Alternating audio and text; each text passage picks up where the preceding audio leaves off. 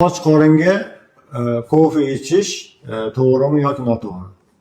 Demak, ertalab och qoringa kofe ichish salbiy ta'sirga ega. Buning sababi ertalab uyg'onish bilan oshqozon bo'shlig'i bo'sh bo'ladi. Ya'ni oshqozon shirasi ma'lum miqdorda, oz miqdorda bo'ladi. Bizni masalan insonni kofe ichish jarayonini tasavvur qiladigan bo'lsak, kofe odatda qaynoq ichiladi. Konsentrирован, ya'ni krepki kofe oshqozonga tushishi bilan bu oshqozonni shilliq qavatini ta'sirlantiriladi. Ya'ni o'sha joyga termichskiy, ya'ni issiqlik ta'siri ko'rsatib, qizarishlarga, shishlarga sabab bo'ladi.